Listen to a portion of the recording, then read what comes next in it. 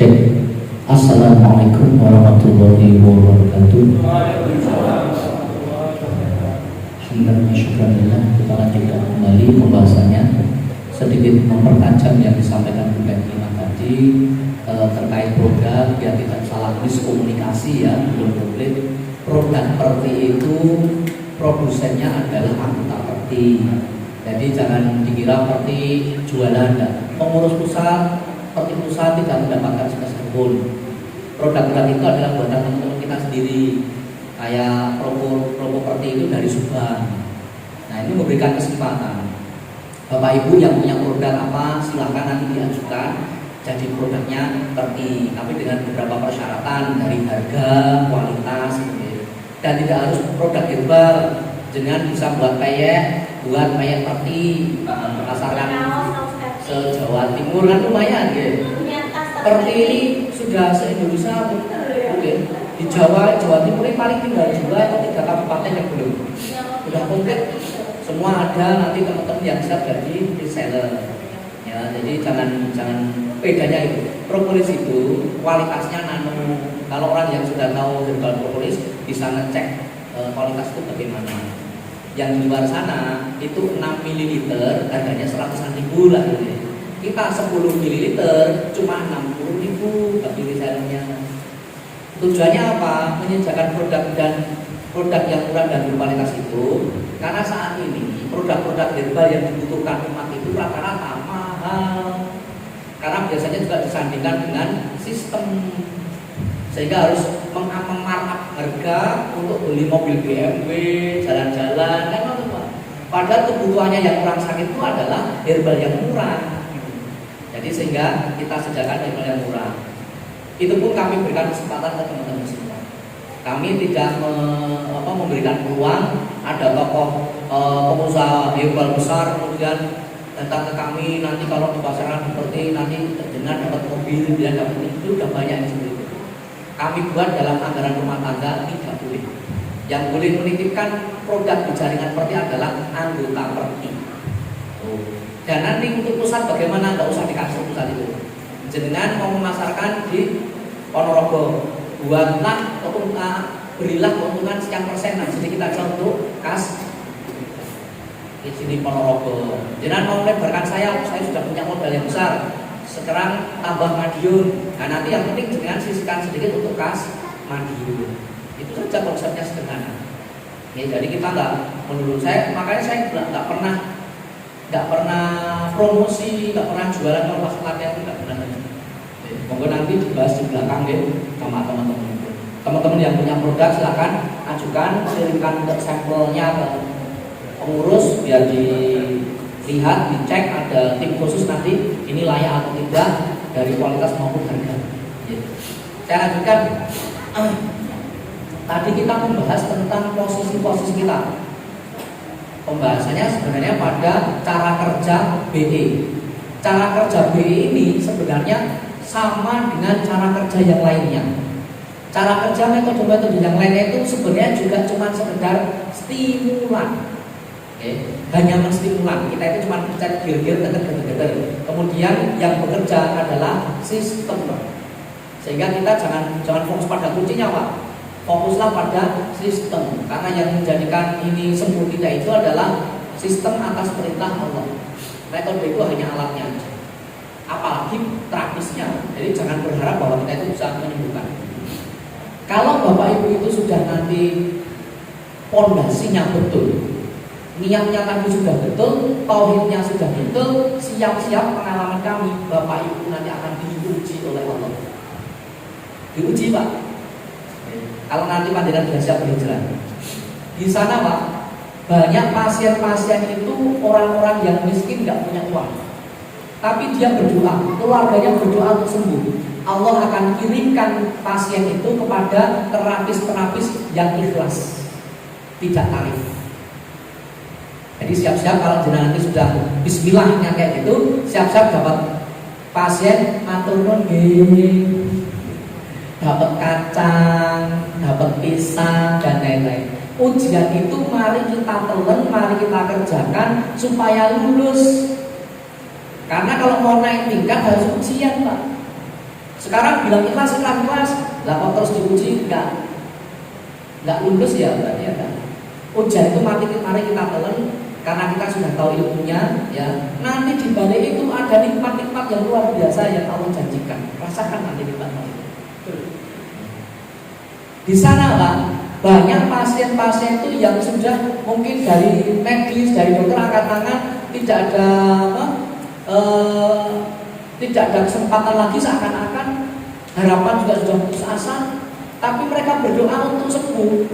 Tapi ketika nanti doanya itu dikabulkan oleh Allah, pasien-pasien model seperti itu akan dikirimkan ke kita yang paham bahwa kita ini bukan yang menyembuhkan.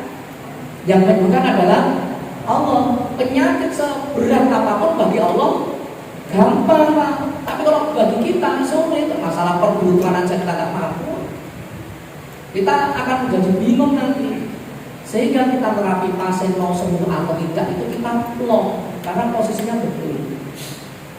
Yang menjadi kesulitan adalah tadi target kita adalah sembuh.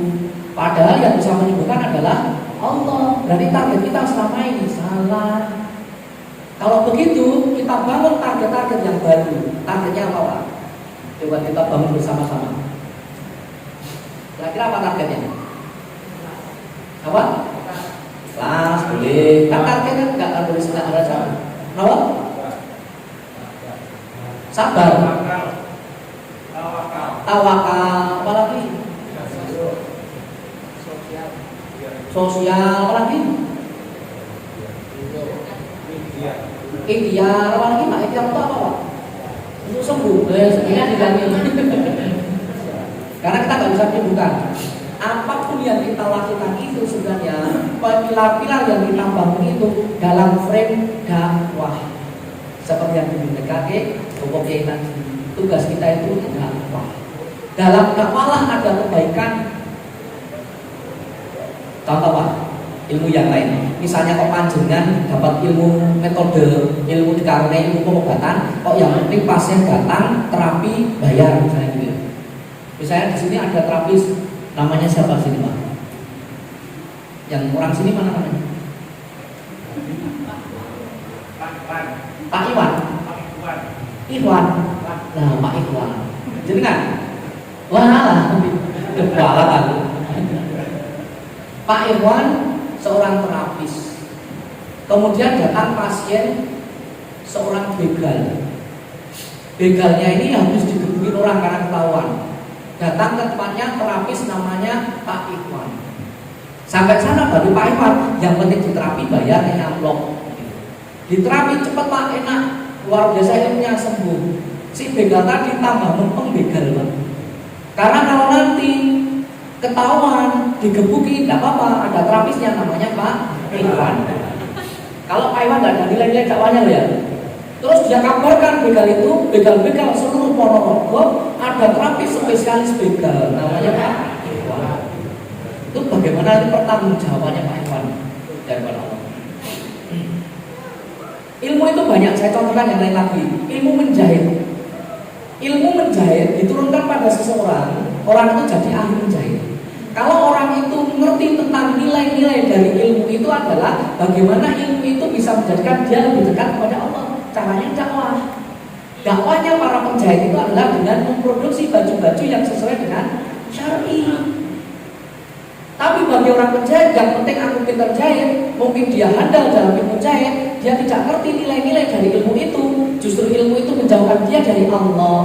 Dia buat baju fancy, auratnya dilihat banyak orang, penjahitnya nanti akan dimintai pertanggungjawaban. Bisa pilih-pilih nggak panjenengan Pak? Ilmu terapi sama. Ilmu terapi ini kalau kita jadikan alat untuk dakwah itu sangat luar biasa. Ilmunya praktis, gampang, efeknya luar biasa. Tapi kalau ilmu ini kita jadikan untuk merampok pasien bisa. Seperti yang saya contohkan tadi Pak ya, merampok pasien itu bisa. Pasien itu pandut Pak. Jangan suruh pasien cari air 9 sumur, 70 sumur mau itu. Mau ini air dijual 1 juta pun mau Pak. Asal jenengan bisa membuat sugesti yang luar biasa.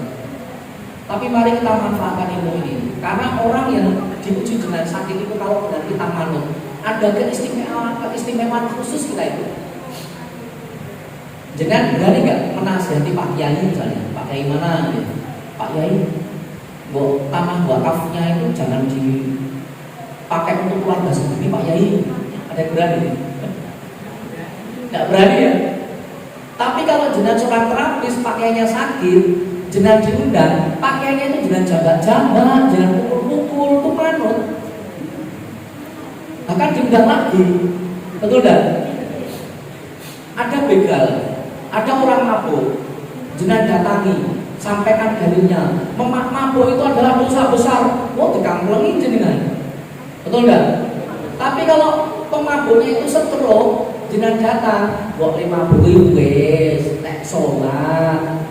Banyak yang manut Pak.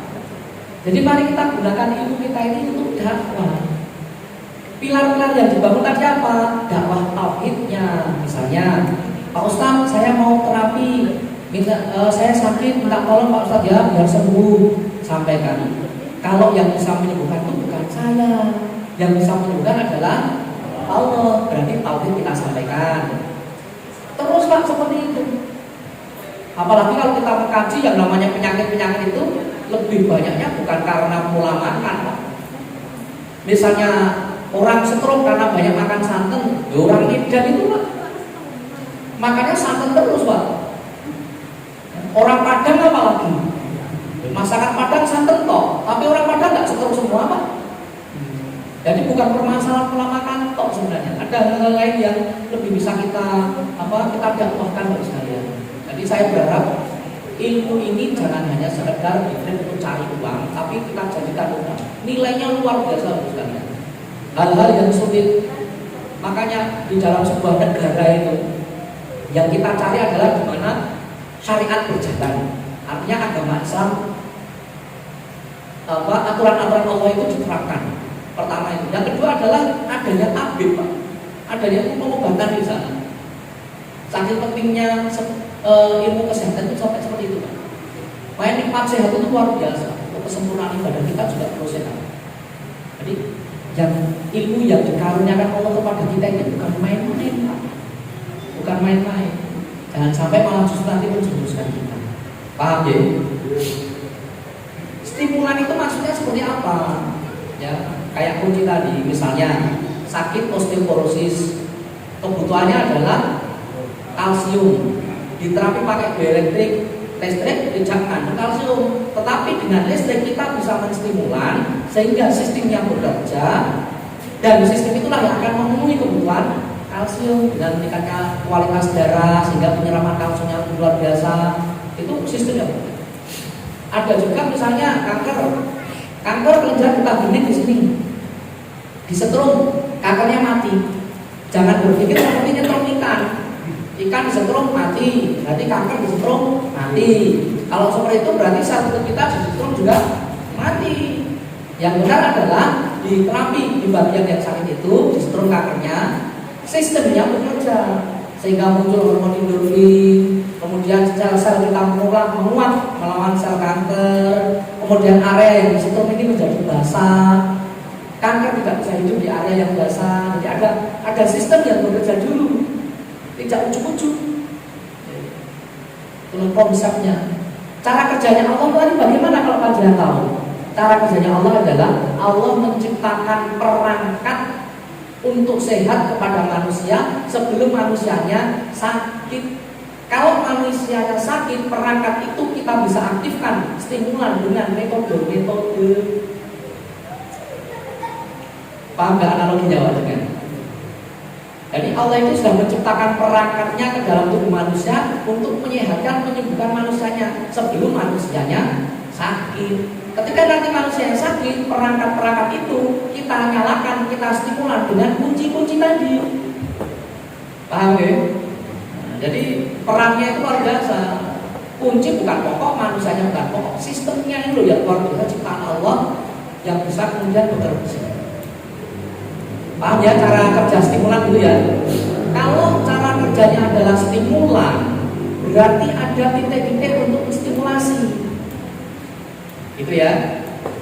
Saya membuat sebuah kaidah-kaidah untuk mengetahui di mana kita bisa menstimulan. Artinya saya tidak akan membuat sebuah titik-titik jumlahnya ribuan, tetapi saya membuat sebuah kaidah. Ketika ada penyakit, masukkanlah penyakit itu di dalam kaidah itu, jenengan akan tahu sendiri di mana titiknya. Sehingga praktis. Jadi saya buat sebuah rumus, nanti mau angka-angka berapa aja masukkan ke dalam rumus, ketemu hasilnya. Contoh kaidah pertama, di titik sakit. Kalau kaidahnya di titik sakit, dengan masukkan semua penyakit ketemu. Betul enggak? Coba sekarang cek. Kaidahnya adalah di titik sakit. Kalau sakitnya sakit gigi, titiknya di mana? Di giginya dan sekitarnya. Di gigi yang sakit loh ya, dan gigi yang lain. Apalagi giginya orang lain. Sakit ambeien di mana? Dikenal pot. Diambil dan sekitarnya. Paham ya? Sakit kanker gimana? Tergantung letak kankernya di mana. Ya, saya tidak membuat sebuah satu titik untuk kanker, semua kanker di situ enggak. Tergantung letak kankernya. Kalau kanker kelenjar getah bening di sini, berarti di sini dan sekitarnya. Kalau kanker payudara berarti di kanker yang payudara yang ada kankernya dan sekitarnya. Paham ya? Kalau sekarang penyakitnya adalah Blackparosperm. Titiknya di mana? Masukkan ke dalam kaidah, coba. Sakitnya Blackparosperm, di mana? Titiknya. Belum tahu penyakitnya. Kaidahnya kan tidak memasukkan nama. Kaidahnya adalah di titik yang. Terus kalau dapat pasien, saya sakit Blackparosperm, terus diterapkan bagian mana yuk? Nah gitu. Kan kaidahnya adalah di titik yang sakit kan. Dia mau mengatakan kata-kata istilah macam-macam. Biasanya pasien itu lebih pintar Pak, karena pasien sudah dikasih tahu sama dokternya. Jadi waktu periksa dikasih tahu nama penyakitnya adalah ini tahu. Nah kita kan keterbatasan ya. Nah ketika ada pasien, saya sakit Blackparosperm, jangan tanya Blackparosperm itu apa. Itu, wah nggak jadi berobat saya waktu itu nggak tahu. Tanya aja yang sakit bagian yang mana, kan gitu ya. Blackparosperm itu kedut mata Pak. Jadi cuma dudut itu Blackparosperm namanya. Nah kalau jangan tanya yang sakit bagian mana, sini, ya wes itu aja. Paham ya? Nanti ada 10 tahun yang akan datang, ada penyakit yang belum diberi nama. Penyakit langka mungkin baru ini gitu.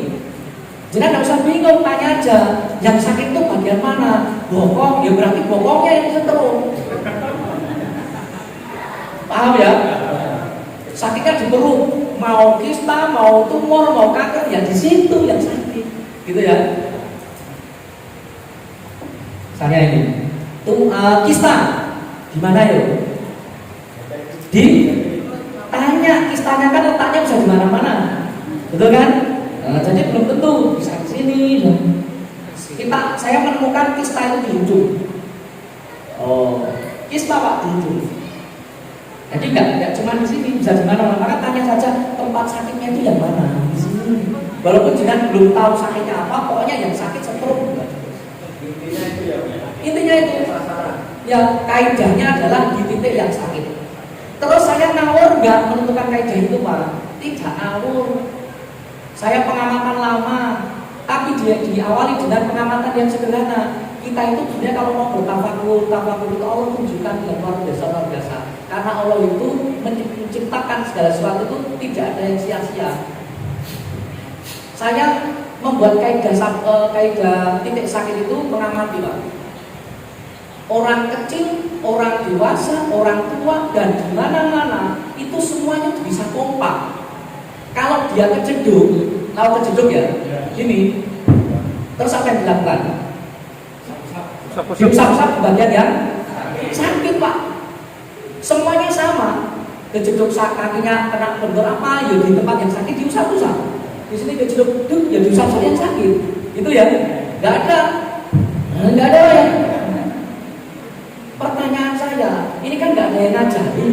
Kok se-Indonesia, se-dunia kok bodoh? Karena apa? Kayaknya bagian dari sistem Pak. Itu bagian dari sistem tubuh kita. Allah itu sudah memberikan petunjuknya di mana bagian yang sakit berarti ada yang bermasalah, kan gitu ya. Solusinya dikasih sama Allah loh. Jadi itu sudah bisa menjadi pencipta metode Pak kalau mau pelajari ilmu Allah seperti itu. Solusinya pun sudah dikasih tahu sama Allah. Coba perhatikan. Kalau kejedut di tempat yang sakit diapakan? Elus-elus ya.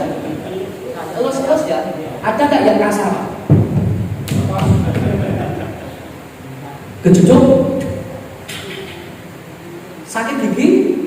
Giginya sakit Pak ya. Coba perhatikan, dipegang. Aduh. Ada yang aduh. Gak ada ya. Kalau kita mau melihat ayat-ayat Allah yang tidak tertulis seperti ini Pak, ternyata di tempat yang sakit itu hanya butuh belayan sentuhan kasih sayang, sistem bekerja.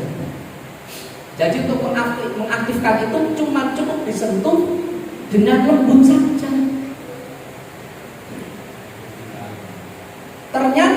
Ternyata itu saya praktekkan luar biasa. Permasalahannya adalah ketika yang sakit adalah organ-organ dalam. Ginjal, jantung, hati. Apa kita masuk ke jantungnya kemudian terus Pak? Betul kan ya? Saya tak mikir buat teori saya salah nih, teori saya salah. Ternyata setelah itu Allah tunjukkan, Allah itu menciptakan tempat-tempat, membuat sebuah jalur-jalur bagaimana kita bisa menyentuh organ-organ dalam kita. Untuk yang ginjal misalnya.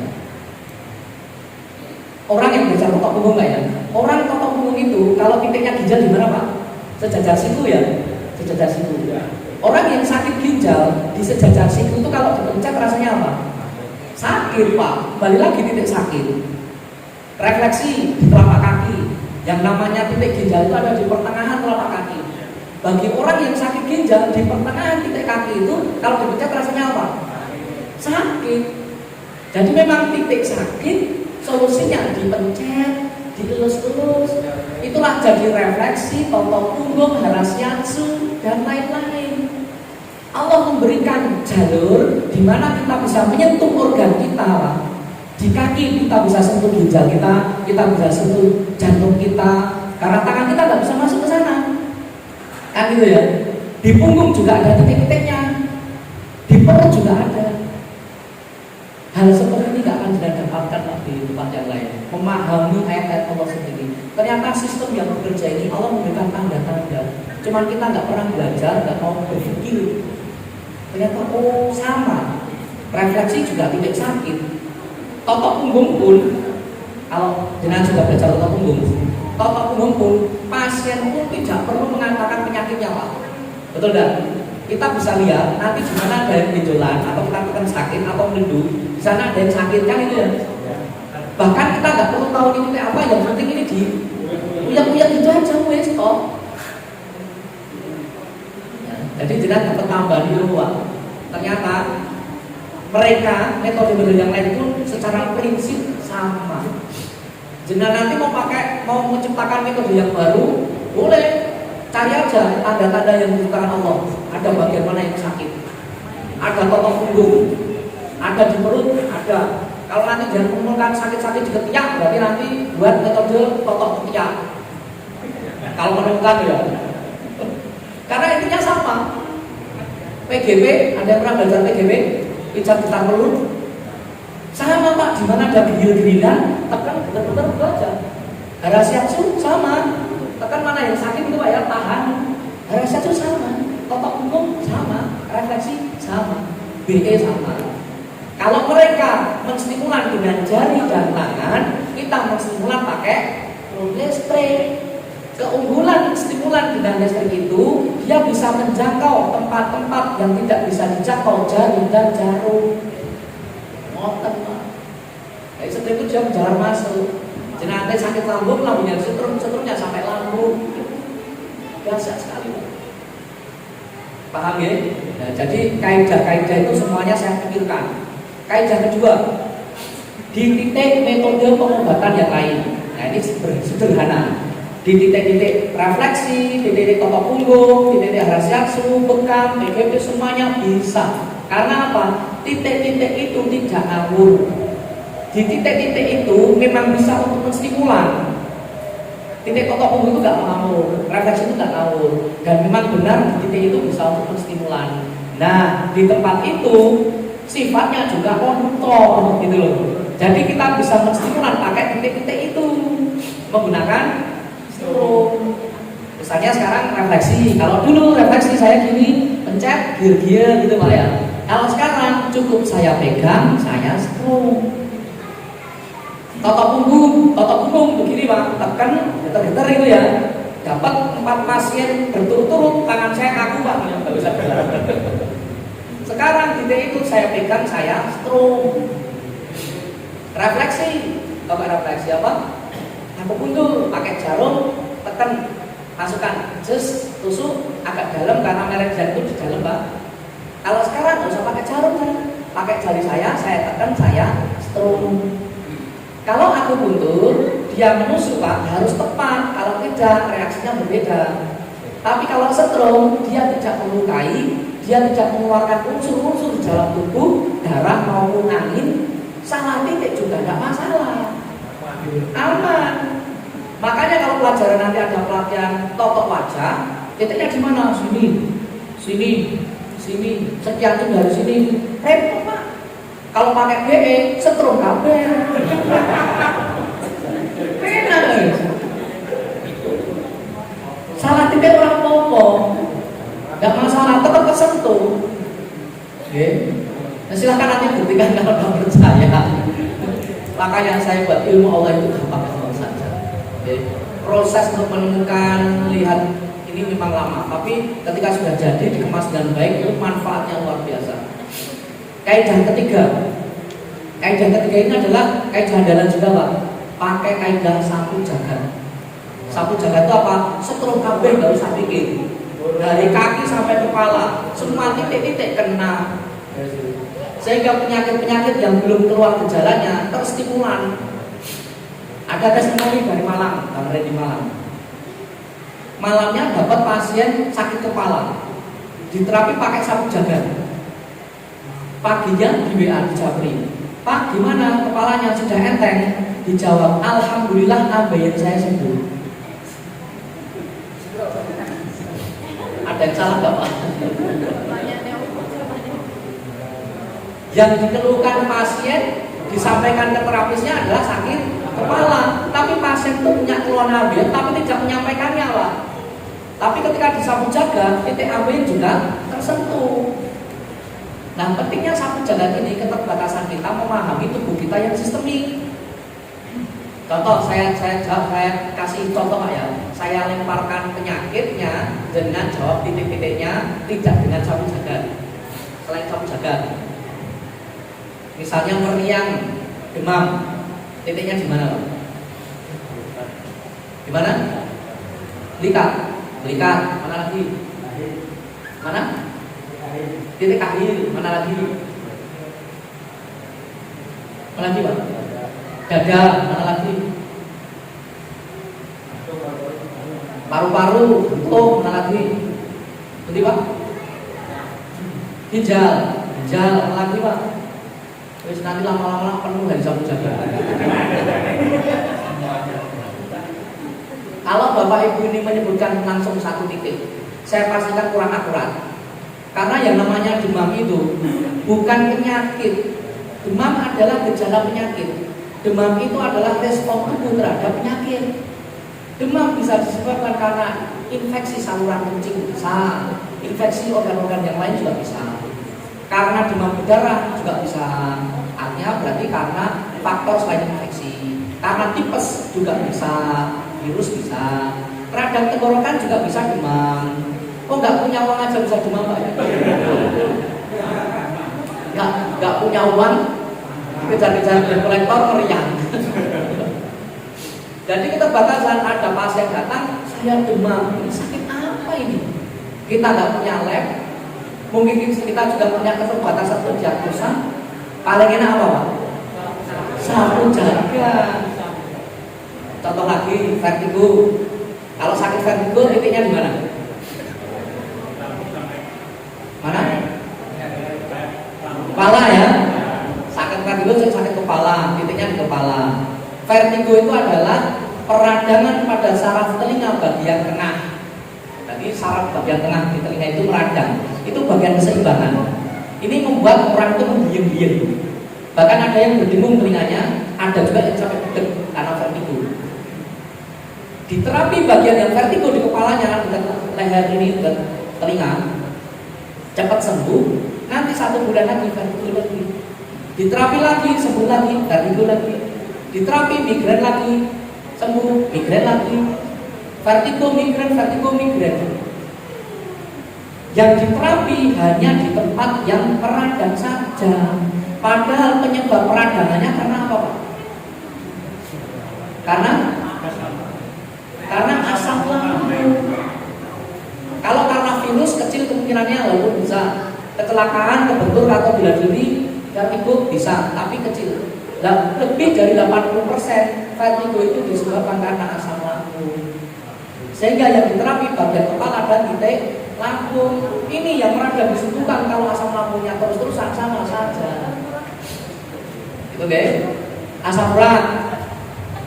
Asam urat pergelangan kakinya bengkak. Kita terapi langsung kempes. Saat itu juga makan pink hijau bengkak lagi.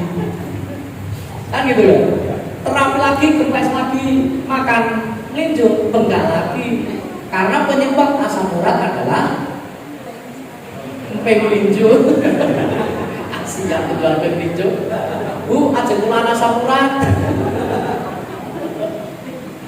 Karena apa? Kenapa? Kerja ginjal yang sudah tidak maksimal sehingga darah itu tercampur urin menumpuk di pergelangan-pergelangan di sendi-sendi, jadilah dia asam urat. Jadi kalau menangani pasien asam urat di bagian yang bengkak dan titik ginjal. Nah, hal-hal seperti ini aja para terapis karena nggak paham, apalagi masyarakat umum yang akan kita ajari, Pak. Sehingga paling enak pakainya apa? Sapu jagat, kena semua wes. Bukan cuma kita loh, pakar-pakar aja bingung loh, Pak. Coba perhatikan. Orang sakit kista, diambil kistanya dioperasi, sembuh atau biasanya muncul lagi? Muncul lagi, karena fokusnya hanya pada kistanya, Pak. Penyebab kistanya nggak dicari tahu. Kenapa tubuh ini bisa memproduksi kista? Orang sakit jantung, ya, sakit jantung, kemudian jantungnya dioperasi, ring 1, pasang ring 1, biasanya sembuh atau disusul dengan ring 2. Nggak sembuh, Pak, nanti pasangan ring 2, ring sampai ring tinju, Pak. Nanti sampai di bypass, fokusnya hanya pada organ jantungnya saja. Padahal penyakit jantung itu penyebabnya macam-macam. Sebelum penyebabnya ini diselesaikan, nggak bakalan sembuh juga. Penyakit jantung bisa karena kolesterol bisa, karena hipertensi juga bisa, karena lambung juga bisa, karena sakit gigi aja bisa sakit jantung, Pak. Jangan tanya dokter gigi. Dari gigi itu bisa menyebabkan penyakit sakit jantung. Batu ginjal, coba lihat orang batu ginjal. Kalau fokusnya hanya pada batunya, minum herbal hilang, minum obat lebur, di laser juga bisa. Nanti perhatikan 1,5 tahun yang akan datang biasanya muncul batu ginjal lagi pada orang itu, Pak. Padahal makan dan minumnya dengan teman-teman sekitarnya sama, airnya sama kualitasnya. Tidak dilihat kenapa kok batu ginjal itu bisa muncul. Sehingga begitu sistemiknya tubuh kita itu, pengobatan yang berkembang baik pada saat ini adalah pengobatan yang holistik. Holistik itu apa, Pak? Menyeluruh. Bapak Ibu yang dimuliakan Allah, sapu jagat itu adalah holistik. Kenapa saya buatkan sapu jagat? Karena kita butuh holistik. Hampir tidak ada penyakit itu berdiri sendiri. Itu sistemik, Pak. Dan kita keterbatasan untuk mengetahui itu penyebabnya yang mana. Gagal ginjal bisa disebabkan karena hipertensi. Hipertensi bisa disebabkan karena gagal ginjal. Wis piye kaya endok karo pitik jadi dua mana, Pak? Ayam dan telur. Pinter-pinter itu saya.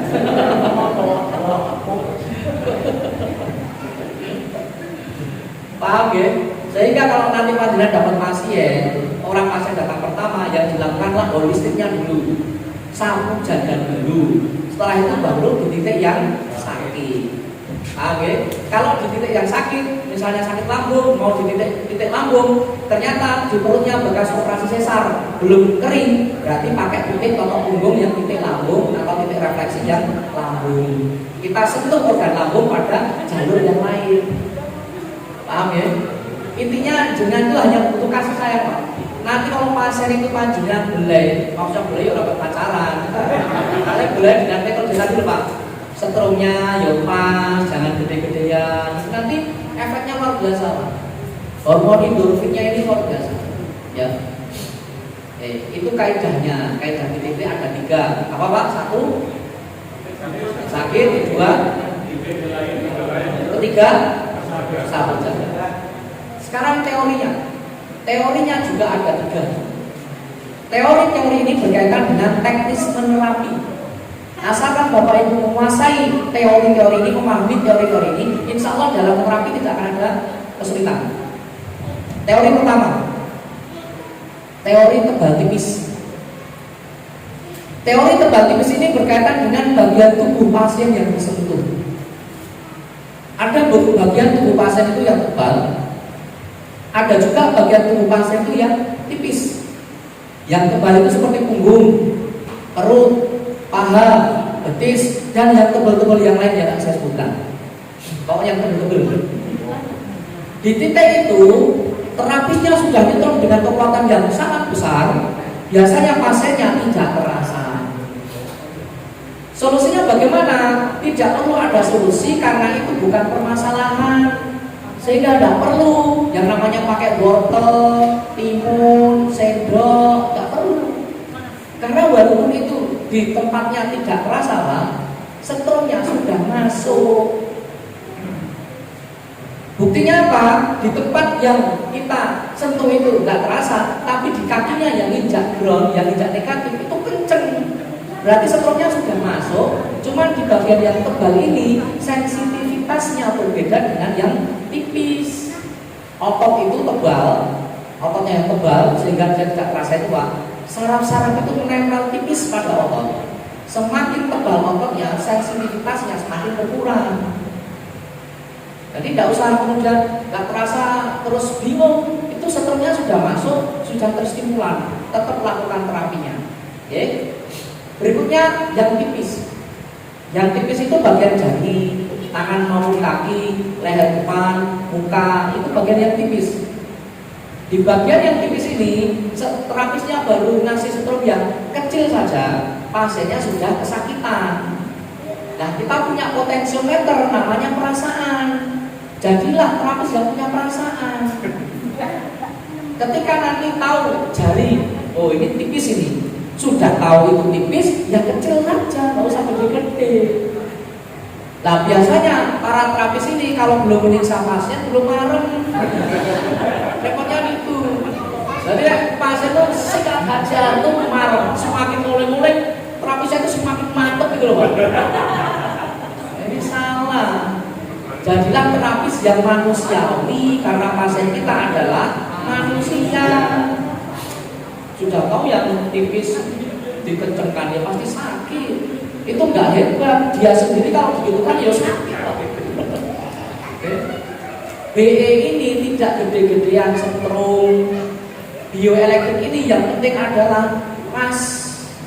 Di mana saat dibutuhkan besar ya besar, di saat dibutuhkan kecil ya kecil saja. Jadi kalau ada asumsi semakin besar setrumnya semakin bagus, itu salah. Kalau semakin besar semakin bagus, berarti yang paling bagus adalah suntek. Suntek kan gede, Pak. Yo pasien mencal kene suntekan mari. Yang penting itu pas, karena Pak otot kita itu punya batas kemampuan. Jadi ada batasan di mana bisa menerima besaran setrum. Nah itu keterampilannya terapis nanti. Teori berikutnya, teori basah kering. Saya buat sederhana ya. Teori basah kering. Teori basah kering ini berkaitan dengan tipe seseorang. Saya membagi orang itu menjadi 2 dalam frame bioelektrik. Ada tipe basah dan ada tipe kering. Tipe kering, tipe basah itu ciri-cirinya adalah tangannya, telapak tangannya berkeringat. Telapak tangannya berkeringat. Walaupun keringatnya itu sudah diusap-usap, tapi kalau dirasakan telapak tangannya itu dingin. Model basah ini, tipe basah ini, dia adalah konduktor yang sangat bagus, Pak. Namanya konduktor yang sangat bagus, baru megang pasien, setrumnya kecil aja, yang tersetrum saluran langsung gede. Orang yang tipe basah ini tidak bisa mengendalikan setrum kecil. Harusnya kalau bioelektrik itu, kalau dibuat grafik dari 0 injek semakin besar,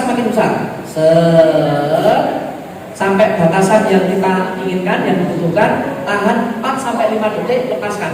Harus lepaskan, Pak. Lepaskannya itu kakinya diangkat.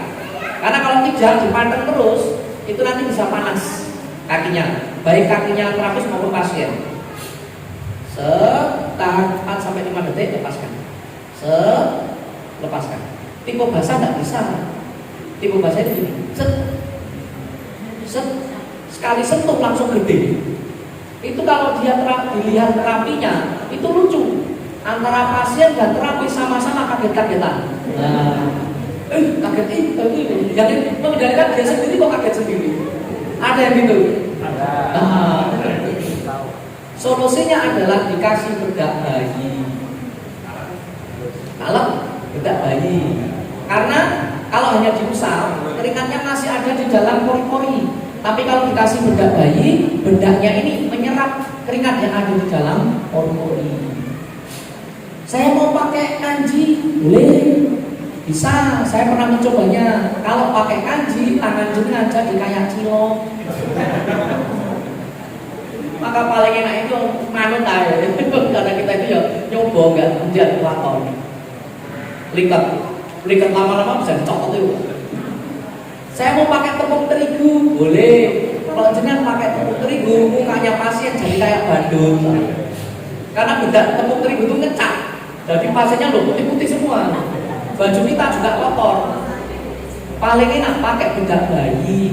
Sudah murah, harum, tidak terlalu membekas. Jangan pakai bedaknya ibu-ibu, mahal. Rugi, tidak cocok dengan itu. Tipe berikutnya tipe kering. Nah, seperti saya ini tipe kering, Pak.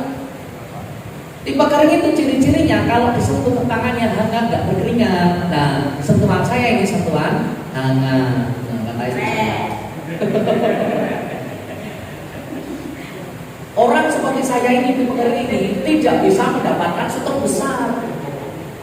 Walaupun nanti sudah diinjek sampai gini-gini, Pak, stroke-nya cerit, bahkan kadang hilang. Karena saya bukan konduktor yang bagus, sehingga saya butuh treatment supaya menjadi konduktor. Caranya dikasih lotion di mana ditumit, bukan. Tahu ya, jangan terbalik. Kalau tipe kering pakainya apa? Oh, bedak bayi. Lotion. Kalau tipe basah pakainya bedak bayi di pipi atau di tangan? Lu di pipi. Di telapak tangannya dikasih bedak bayi, malah jangan pipinya. Paham ya? Kenali diri panjenengan karena tubuh panjenengan itu adalah alatnya. Alat itu butuh disetting. Ada yang tipe basah berarti harus disetting dengan bedak. Ada yang tipe kering disetting dengan lotion. Gitu ya. Tidak, kalau panjenengan sebagai terapis DE kok tidak membawa salah satu di antara itu, saya pastikan terapinya nggak bagus kualitasnya. Tipe basah kok tidak bawa bedak, saya pastikan pasiennya kejut-kejut, kapok, disepaki rasanya badannya pegel-pegel kayak digebudi. Kalau dengan tipe kering kok tidak bawa lotion, seterusnya pasti cerit-cerit, kadang hilang. Sehingga harus membawa salah satu dari itu. Ya, batasannya jelas. Kemudian teori ketiga, teori pipa air. Kalau ada bak air yang sangat besar, ada bak air yang sangat besar, kemudian disalurkan pada satu pipa kecil, di ujung pipa ada kerannya dibuka, airnya deras enggak? Deras ya. Dibandingkan dengan bak yang sama, pipanya ada 10, dibuka semua. Kenceng yang 10 atau 1? Kenceng yang 10 atau 1? 1 ya. Sudah paham dengan teori air tadi Pak ya? Pipa air tadi ya. Aliran listrik seperti aliran air. Kalau panjenengan itu mengambil setrum dalam satu titik, sumbernya sudah gede, nyetrumnya sudah kenceng sekali, kok 10 jari maju semua, pasien rasanya kecil-kecil tapi banyak, karena dibagi, gitu ya. Kerannya ada 10 dibuka semua, kecil, kemudian ditutup satu persatu, sisanya ini semakin lama semakin besar, paham ya? Ini 10 jari maju semua pada injakan yang sama. Kemudian yang satu diangkat, sisanya besar ya. Kalau dibuat sebuah nilai, ini 10, ini diangkat, ini nilainya jadi berapa? Jadi 10, tapi nilainya 2, gitu ya. Kemudian kita angkat 2 ini, nilainya jadi berapa? Tetap 10. Cuma dibagi 3 sehingga jadinya besar.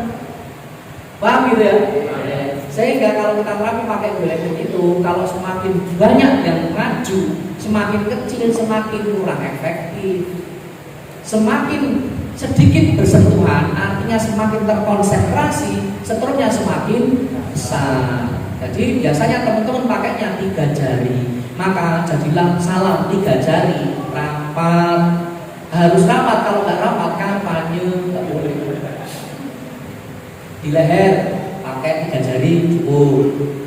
Di gigi pakai 3 boleh, pakai 5 boleh, pakai 4 boleh. Di mata 2 saja cukup, nggak usah 5 juga. Semua yang saya sampaikan tadi tentang teori-teori dan kaidah tadi itu mengantarkan panjenengan untuk praktek. Jenengan akan lebih paham nanti kalau praktek. Jadi ketika praktek di sini kok nggak terasa ya? Oh ini ada teori tebal tipis. Ingat gitu ya. Oh ini saya kok contohnya gini-gini ya. Oh ternyata saya itu bahasa. Semuanya ada. Termasuk tadi menjadi seorang terapis yang manusiawi itu, jenengan harus lihat pasiennya. Karena satu pasien dengan yang lain itu resistensi terhadap strukturnya beda-beda. Kemudian yang terbaik bagaimana? Disesuaikan dengan kekuatannya pasien. Bisa diukur dari gerak refleksinya. Misalnya gini, kalau bagian bahu disentuh, ini bahunya langsung naik gini ya. Nah, terus saya gini, batasan otot bahu itu ya gini toh, itu ya. Tapi ada pasien yang disentuh sedikit sudah gini Pak ya. Ada yang lama besar belum gerak-gerak ya. Nah, itu disesuaikan. Artinya tidak bisa membuat hukum kalau di bahu sekian, tergantung pasiennya. Paham ya? Terus batasannya gini, saya sinkronkan antara grafik ini dengan gerak bahu saya. Naik, sudah maksimal ya sudah, tahan 4-5 detik, lepaskan. Naik, tahan 4-5 detik, lepaskan. Jangan sampai yang tadi kanan kiri.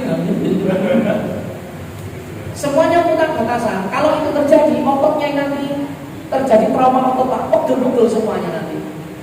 Ini tangan ada batasannya.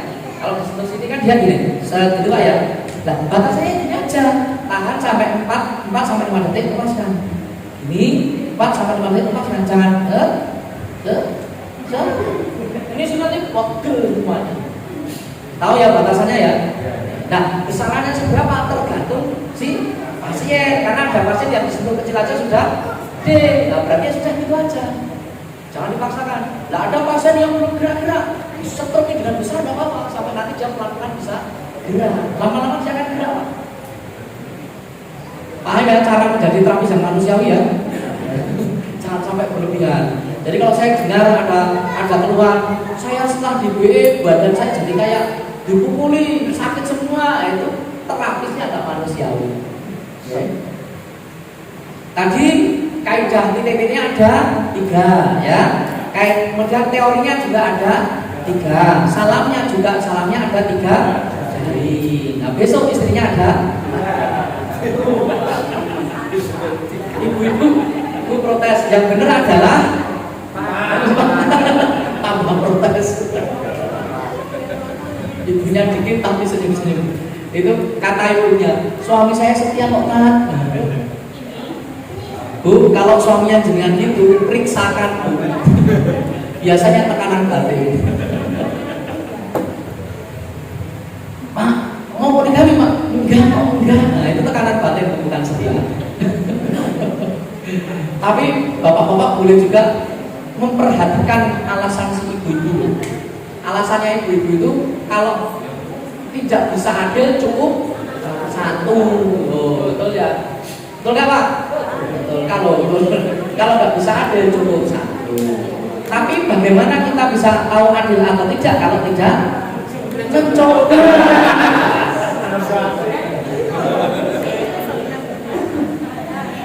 Oke, maka dalilnya itu bukan 1, 2, 3, 4 Pak. Tapi dalilnya adalah 2, 3, 4. Kalau nggak bisa adil baru 1. Kalau jenengan punya 2 istri, kemudian kok ini rame terus Pak, kalau si ini jangan cerai. Tambah 1 untuk musyawarah. Penyeimbang. Kalau ini berpengaruh Pak, seimbangkan dengan tambah 1 lagi Pak. Kalau nggak bisa baru keterlaluan 1 saja. Loh, kita itu kalau pelihara bebek Pak, bebeknya kok cuma ada 2, yang satu ke sana, yang satu ke sana, betul nggak? Tapi kalau bebeknya banyak, enak Pak meliharanya, kan gitu ya? Emang bojoku bebek. Bercanda ya. Oke, lanjut sebelum kita praktek. Hal-hal yang berkaitan dengan bioelektrik. Durasi itu lamanya waktu terapi. Durasi terapi BE ini adalah kasuistik, tergantung kasusnya. Kalau misalnya sakit gigi diterapi pakai bioelektrik, rata-rata berapa menit Pak kalau sakit gigi Pak? Berapa Pak yang sudah pernah BE? Berapa? Berapa Pak kalau terapi sakit gigi rata-rata berapa menit? Ada yang 5 menit, ada yang 5 menit juga ya. Ada yang 15, rata-rata 10 sampai 15 menit Pak ya. Oke. Kalau kita terapi orang sakit gigi, itu dokter gigi bingung Pak. Kita terapi orang sakit gigi 10 sampai 15 menit kok sudah sembuh ya sudah. Jangan teruskan sampai 1 jam karena amplopnya sama. Bercanda banget. Tadi ngomongkan ikhlas kok sekarang ngomongkan amplop. Amplopnya nggak penting, yang penting adalah itu juga bercanda. Kalau 15 menit sudah selesai ya sudah, waktunya bisa dipakai untuk terapi yang lainnya. Gimana? Bukan, ya semua. Kalau sakit gigi kan cuma di sini toh Pak. Nah, di sini saja.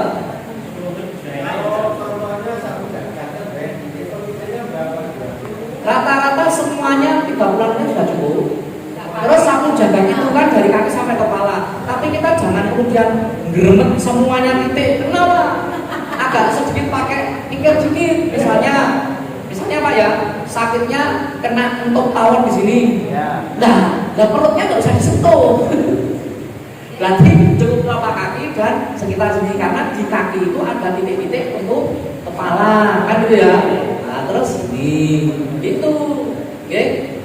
Sakitnya sakit misalnya kedut mata, lututnya nggak usah disentuh Pak. Dari telapak kaki nanti bagian yang pokok-pokok. Kecuali panjenengan mengalami mendapatkan pasien yang keluhan penyakit dalam, nggak tahu itu sakit apa kan itu ya. Telapak kaki, punggung, perut, tangan, semuanya. Ya, borong. Itu oke? Sampai mana saya? Durasi ya, durasi. Kasusnya tergantung penyakitnya. Orang yang bagian tipis ini, contohnya amandel. Cari tempat yang sakit mana? Sentuh. Ada yang kanan, ada yang kiri, ada yang dua-duanya. Sentuh bagian yang sakit, suruh nahan, stroke. Karena di bagian yang tipis biasanya 30 menit udah capek. Kalau nanti pasien itu gini, dia akan mengeluarkan lendir Pak. lendir bening itu rasanya manis, kata pasien. Saya belum mencicipinya. Ada juga kan kalau gini, ketelan per 5 menit biasanya pengen minum. Nanti sampai pasien itu dilepas, mana yang sakit? Nggak ada, berarti saya sembuh. Biasanya 30 menit 2 kali atau 3 kali.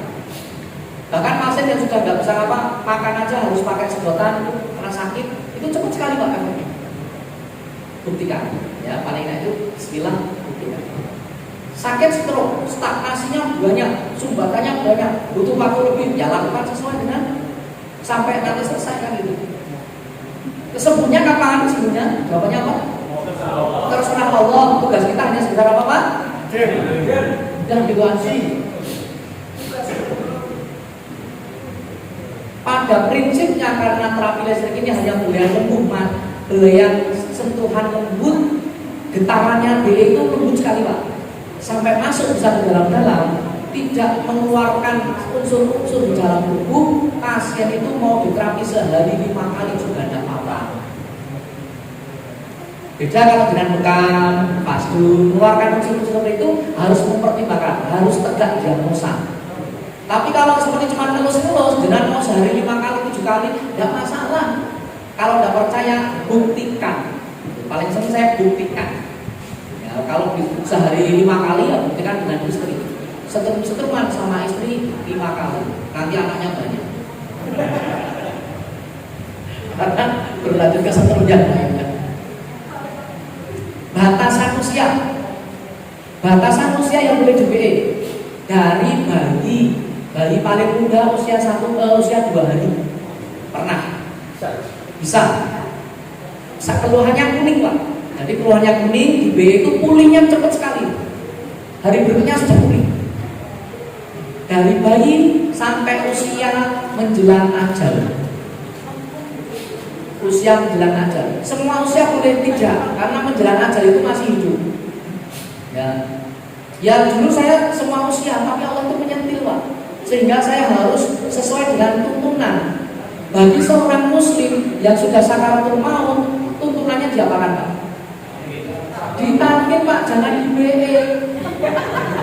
Bid'ah itu Pak, gak ada tuntunannya. Kalau orang sakit, kewajibannya ikhtiar, kita pakai kunci-kunci, bisa di-BE, dibekam dan lain kan itu ya. Itu orang sakit. Tapi kalau orang sakaratul maut, kebutuhannya itu adalah talqin. Bukan di-BE, bukan dibekam dan lain-lain. Ini hal sepele tapi banyak terapis gak memperhatikan. Kebutuhan si fulan yang sakaratul maut itu apa Pak? Talqin. Sampaikan kepada keluarganya, talqinkan. Jangan sampai kemudian putus gantian. Sampai gitu Pak. Walaupun mentalqinkan itu gak dapat amplop. Yang dapat amplop kalau terapi Pak ya. Jangan paksakan menerapi hanya gara-gara pengen dapat amplop. Itulah bedanya kita dengan para terapis yang lain. Da'i-da'iyah kesehatan itu tugasnya seperti itu, sesuai dengan tuntunan. Sudah paham Pak ya? Pengalaman, saya kenapa bisa menjadikan ini jadi materi pelatihan? Karena pengalaman. Ada anggota kita yang nekat diuji sama Allah Pak. Setelah pelatihan handal ya, stroke sembuh, stroke 2-3 kali sembuh. Ingat dulu pasien yang stroke diterapi berkali-kali tidak sembuh-sembuh. Sekarang dia punya BE. Datangi jam 10 malam itu, keluarganya sudah kumpul-kumpul, tetangga-tetangga sudah nata-nata kursi dan tenda, pasiennya itu sudah ya sakaratul maut itu, kamarnya sudah dipel karena sudah keluar tai kalong, kalau orang Jawa bilang. Dengan bangganya dia presentasikan BE Pak. BE bisa gini, BE bisa gini, BE bisa gini. Itu salah. BE nggak bisa ngapa-ngapain kan ya. Akhirnya diberi kesempatan untuk terapi. Baru beberapa menit pasiennya meninggal. Nah, akhirnya salah satu anggota keluarganya tidak terima. Saya akhirnya mengislahkan walaupun hanya lewat ilmu, karena jauh jaraknya. Itu menjadi pembelajaran bagi saya. Oh yang memang tuntunannya itu kalau sudah sakaratul maut itu ditangkapin, jangan di-BE. Ini pembelajaran bagi para terapis. Berikutnya 2 keluhan yang tidak boleh di-BE. Sakit patah tulang dan luka terbuka itu tok, berarti yang lainnya boleh. Jantung boleh, orang menstruasi nggak lancar boleh, orang hamil boleh. Yang biasanya ditakutkan kan itu. Pasien patah tulang, bukan pasien yang pernah patah tulangnya, itu beda. Jadi kalau benar dapat pasien datang tangannya kilir-kilir nggak bisa tuh, ini tolong di BE nggak bisa. Tapi kalau patah tulang sudah di-pen, di BE itu lebih baik untuk menstimulan supaya mempercepat regenerasi selnya. Luka terbuka, jangankan luka besar, kena jarum, ada darahnya, dirusak, darahnya hilang. Ini seakan-akan tidak ada lukanya, tapi kalau di BE pasiennya sakit, terapisnya juga sakit. Itu. Yang nggak boleh di lukanya toh. Ini kena pisau, mau terapi di punggung ya boleh. Yang nggak boleh di tempat yang luka. Ya, hati-hati yang pasca operasi yang masih besar ya. Kayak pasien operasi sesar kayak gitu ya. Pakailah punggungnya bisa. Berikutnya BE ini harus sentuhan langsung kulit dengan kulit. Artinya bapak-bapak terapi yang bapak-bapak saja, yang ibu-ibu terapi yang ibu-ibu saja. Memang idealnya bapak ibu suami istri belajar. Jangan biarkan, jangan sampai ya bapak-bapak terapi pasien kanker payudara. Wah, kan darurat. Darurat itu tidak terencana, spontanitas, gak ada yang lain. Tapi kalau di WA, Ustaz saya mau terapi, sakitnya apa? Kanker payudara, itu janjian. Bukan darurat namanya. Oke, hati-hati. Di akhir zaman ini memegang syariat seperti apa? Memegang bara api, panas lah, tapi ayo kita pegang kuat-kuat supaya kita selamat. Jangan sampai hal urusan dunia, nafsu belaka menghancurkan semuanya. Ciri-ciri orang yang modus-modus itu Pak, biasanya kan gini tak, kan gitu tak. Itu biasanya orang-orang yang modus-modus itu. Kan di terapi di punggungnya kan bisa tak? Punggungnya dibasahi kan jadi konduktor, nggak usah buka baju. Pakai kaniko juga bisa. Yang di terapi punggungnya, tapi bayangannya di depannya. Bahkan merengkung, kalau terapi di punggung nanti ketemu ini tali apa ini. Repot ya soalnya bayangannya seperti ngendi. Kan nggak mungkin kita membayangkan Raffi atau Pak, masih banyak yang lain kan. Paling enak cari selamatnya dulu saja. Biarlah kalau nanti panjenengan bapak-bapak dapat pasien kanker payudara, biarlah istri jenengan yang terapi. Istri saya nggak mau, cari yang lain. Bukan cari istri yang lain, cari solusi yang lain. Suaminya pasien dia jadi bisa, kan gitu ya. Atau lemparkan ke terapis putri, itu kan ada. Bu, ayo ini siapa ibu-ibu, ini ada pasien kanker payudara di daerah sini, siapa yang bisa japri saya, kan bisa gitu ya. Jangan nekat. Yang ibu-ibu sama, dapat pasien kok lemah sawah, ya jangan nekat ditangani Pak, Bu ya, langsung sembuh itu nanti. Bahaya Pak. Ini dengan istrinya lemah sawah, dengan orang lain kok malah sembuh gitu. Lemparkan ke terapis putra yang lain. Itu ujian kita disitu berat sekali Pak. Omongnya para terapis ini biasanya kan eman-eman. Seharian gak dapat pasien diuji sama Allah, dapat satu pasien, kok kanker payudara, rondo meneh. Hati-hati.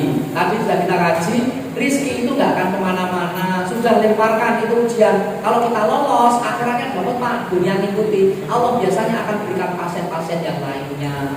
Kadang kita itu nggak yakin saja. Loh, kita mau meraih satu hal yang diberikan oleh Allah, tapi kok caranya pakai hal yang bertentangan dengan aturan Allah. Yang langsung memberikan, nggak akan ada keberkahannya. Gitu ya. Terakhir, BE bisa untuk meruqyah. Secara zatnya, bioelektrik Pak, listrik itu, jin, kalau ketemu dengan listrik, kalau jin kesetrum itu bisa tersakiti, bisa terbakar. Hati-hati, peruqyah juga harus hati-hati nih ya.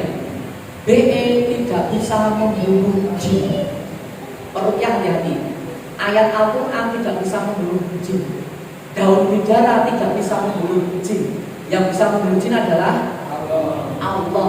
Ini penting. Jangan sampai nanti kita berpikir bahwa donor darahnya sakti bisa membunuh jin. Kalau Allah tidak berkehendak tidak akan mati. Paham ya? Jadi batasannya adalah kita ini setrum itu kalau ketemu dengan jin, jinnya akan tersakiti. Jin sembunyi di mana Pak? Aliran darah. Aliran darah itu adalah bagian tubuh kita yang paling konduktor. Jadi tempat sembunyinya jin itu adalah tempatnya setrum. Jinnya mau sembunyi di mana? Biasanya tetap ketahuan. Ser gitu Pak. Pembuluh darah itu setelahnya masuk, cecet masuk. Pembuluh darahnya bercabang-cabang, setelahnya bercabang-cabang. Loh kok saya tahu? Saya tanya jin. Dari mana? Dukun. Dukunnya tak setrum. Ya saya jim-jim aja loh, nggak bilang kalau ini nggak temen sendiri tak setrum kan. Saya kan penasaran. Saya ada pasien kanker, ada pasien stroke, ada pasien jantung. Kok banyak yang saya BE itu malah mendeli-mendeli, muntah-muntah, nantang-nantang, indikasinya persis seperti rukyah.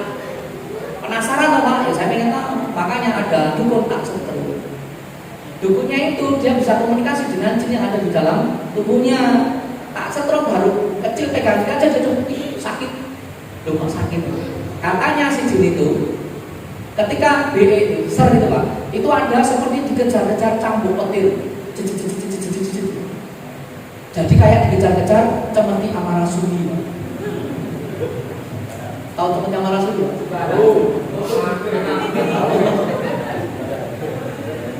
Kalau saudara pakai cemeti amal rasuli terlihat dalam misalnya amal rasuli itu apa? Nanti filosofinya banyak saja.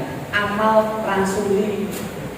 Tapi orang mentafsirkannya adalah olah kanuragan yang sakti yang padahal amal rasuli itu sunah-sunah Rasulullah. Ya. Kalau saudara harus olah kanuragan, semedi dan lain-lain Pak ya. Kalau jangan yang penting bayar token listrik. Nanti dapat seperti amal Rasulullah. Terus ciri-cirinya bagaimana? Sama persis dengan rukyah. Nah, baiknya untuk pendalaman materi yang ini adakan pelatihan rukyah. Nah, karena nanti ada ciri-cirinya Pak, sama persis seperti rukyah. Orang mau rukyah itu belum pada prosesi rukyahnya biasanya sudah mengeluarkan indikasi-indikasi. Betul ya? Saya sama, biasanya ketika pasien terindikasi, saya buka kabel kayak gini, sudah kelihatan nih orangnya ketakutan.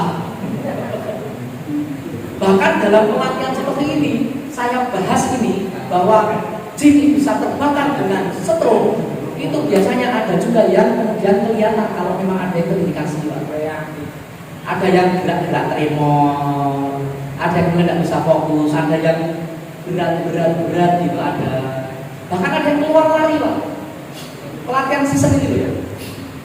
Jin kan bisa mendengarkan saya juga Pak. Saya pernah mencoba karena saya biasa. Waktu saya di Lampung Barat, kunjungan di Lampung Barat, ada pelatihan di sana, kita nginep di tempatnya Ustadz di sana, perukyah Pak, Ustadznya perukyah. Nah kita pindah di sana pagi-pagi itu tetangga pada berdatangan, pengen diterapi. Jadilah diterapi di tempatnya si Ustadz itu, terapi BE. Dan saya lihat Ustadznya kok gelisah, padahal Ustadz perukyah itu. Ustadznya kok gelisah. Kemudian Ustadznya bilang, kok saya mual-mual ya. Nah ini tanda-tanda ya. Kemudian saya sampaikan sama teman-teman saya yang masih belajar ya, saya bilang, sini perhatikan. Saya dekati si Ustadz tadi, sampingnya saya tepuk, akhir kan jinnya kan bener ya, akhir BE itu, setrum itu bisa membakar jin. Dia tambah nanti jam 8 nanti kita akan latihan terapi BE. Kalau ada sesuatu yang ada dalam tubuh antum nanti akan terbakar. Jinnya keluar Pak. Bahkan istri dan anaknya yang di dalam bereaksi juga. Masya Allah, luar biasa. Kalau panjenengan menekuni rukyah juga kombinasi Pak luar biasa. Kalau murni ayat kadang bisa 3 jam, 2 jam, 3 jam, kelamaan. BE saja nanti akan bereaksi. Sakitnya kanker, sakitnya stroke, Membedakan ini karena gangguan jin atau karena murni yang lain kan bisa kalau pakai BE. Sakitnya stroke di BE kok antem biasa, ya berarti biasanya karena pecah pembuluh darah atau sumbatan. Disebabkan karena macam-macam ya. Tapi kalau misalnya sakit stroke dipegang kok malah gereng-gereng, oh ini, apa nangis, nah itu ciri-ciri Pak. Ya. Syukur-syukur panjenengan bisa mengkombinasi dengan membacakan ayat-ayat. Ya, nggak apa pakai doa-doa, nggak apa-apa. Nggak banyak apal doa-doa pakai doa makan, Pak. Nggak apa. Doa mau makan, jinnya mau dibuntal. Itu deh. Ada pertanyaan sebelum kita praktek? Monggo. Tadi mau menarik batu kerja. Yang perlu kita areanya. Batu ginjal ya, sapu jagat dulu. Kita masukkan ke dalam kaidahnya Pak. Jadi pertanyaan penyakit kita coba masukkan dalam kaidah. Sapu jagat dulu, kemudian titik ginjal. Di mana letak ginjal itu? Bisa di sini. Kalau misalnya dengan nggak paham daerah ginjalnya, bisa pakai titik-titik totok punggung. Bisa juga pakai titik-titik refleksi. Itu ya. Jadi kalau titik-titik masukkan ke kaidah saja ya. Misalnya nggak bisa sapu jagat. Kena semua. Yang lain? Tahu? Ada lagi. Oh, kena. Biasanya kan orang-orang takut sama Stroke. supaya mereka itu tidak takut stroke. Pertama Pak, jenengan sendiri dulu yang harus berani dulu. Karena saya lihat dan pengalaman saya, yang tanya seperti ini takut stroke. Karena apa yang dia sampaikan itu representasi dari apa yang di pikirannya. Karena banyak orang itu nggak takut kok. Satu itu. Kemudian bahasanya dikemas yang bagus. Setelah ini pulang cari orang sakit, jangan cari orang sehat. Kemudian bahasanya ayo tak terapi, jangan ayo tak stroke. Orang sakit, orang sehat aja di stroke nggak mau, apalagi orang sakit. Ayo tak stroke. Ayo tak terapi, tapi bos pokoknya penak. Nanti kalau sudah merasakan stroke-nya Pak, rasanya enak, nyaman. Pakai tangan ini Pak, jenengan nanti silakan buktikan yang praktek di sini. Di terapi di stroke Pak, rasanya enak atau sakit? Walaupun awalnya dia takut-takut Pak ya, enak itu. Nanti kalau di stroke bagian sini Pak, kalau ditanya biasanya itu dijawabnya terlambat. Enak atau sakit? Enak. Sakit enaknya. Itu deh. Yang lain? Monggo. Ya, klien yang punya sakit itu dijualan di kaki di apa itu sangat ringan. Kan dalam lima, ya kita ada dua. Itu cara pengobatan itu Sama cara terapinya pakai kaidah satu misalnya titik sakit dan satu jagat selesai. Sembuhnya kapan? Terserah Allah. Jadi jangan punya beban kita itu Pak. Oh kita memang betul nggak bisa menyembuhkan. Sehingga konsep-konsep dalam kita itu jangan sampai salah. Ya. Yang lain, nanti biasanya Pak, walaupun kita bilang terserah Allah itu Pak, itu dahsyat tuh Pak. Jadi nanti akan mengalami hal yang di luar dugaan yang kok iso yo gitu. Yang lain?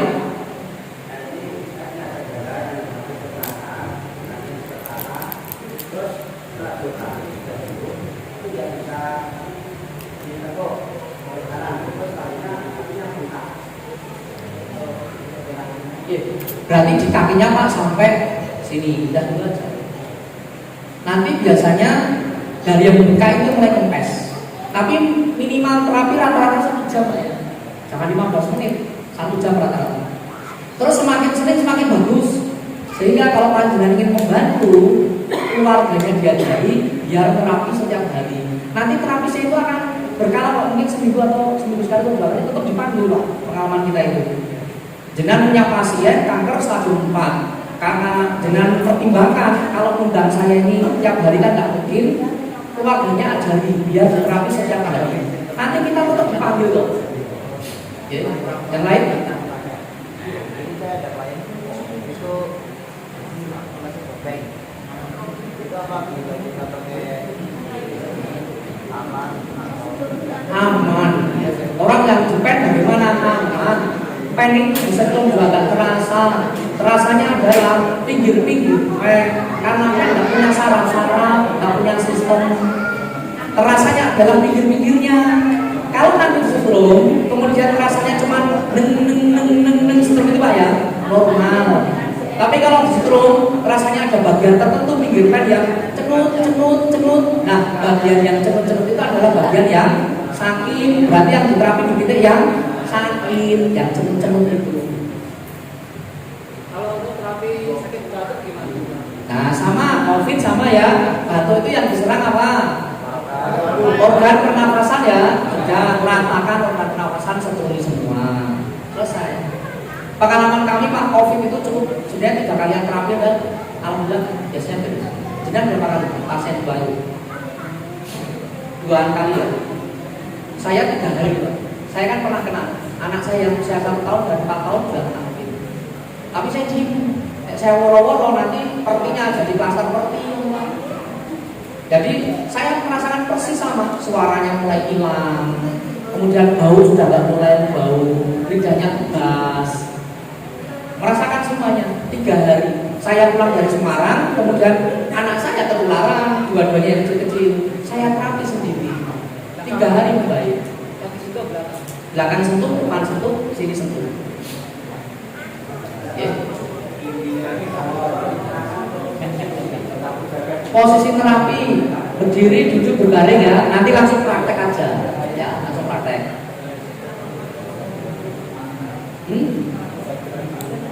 Susah BAB untuk anak, untuk orang dewasa, orang tua sama. Titiknya ya di situ. Berarti kalau BAB area apa? Usus besar, kayak sini. Ya. Bantu dari telapak kaki juga boleh, telapak kaki dulu, baru bagian perut. Banyak kasus kita itu para terapis BE itu dientuti Pak. Betul nggak? Karena reaksinya spontan. Perutnya sakit, permasalahan di terapi baunya. Tapi orang mereka langsung lega Pak. Dari kasus saya itu biasanya cepat. Jadi saya jadi seneng berarti banyak yang sudah praktek. Salah satu sertifikasinya itu terapis BE itu harus diikuti.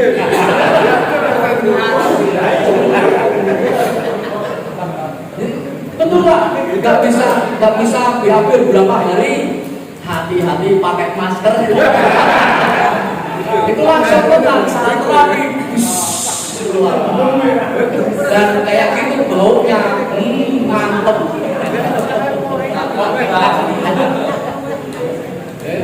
Ya berarti sudah baunya yang praktek. Yang lain cukup? Belum.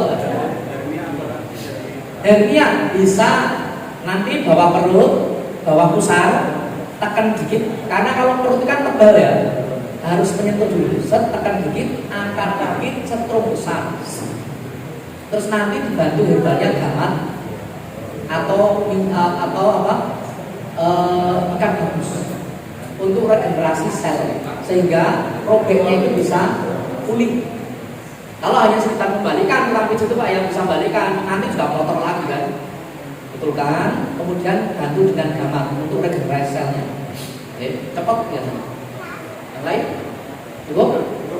cukup kita praktek. Untuk praktek ini saya minta tolong Mas Andi, ya, beliau adalah wakil ketua sekjen Perti Pusat, biarkan dengan akrab dengan beliau, Mas Andi. Dari saya cukupkan sekian dulu. Mohon maaf kalau ada salah kata. Semoga nanti kita bisa berkumpul di surganya Allah. Amin. Bila taufiq wal hidayah. Wassalamualaikum warahmatullahi wabarakatuh.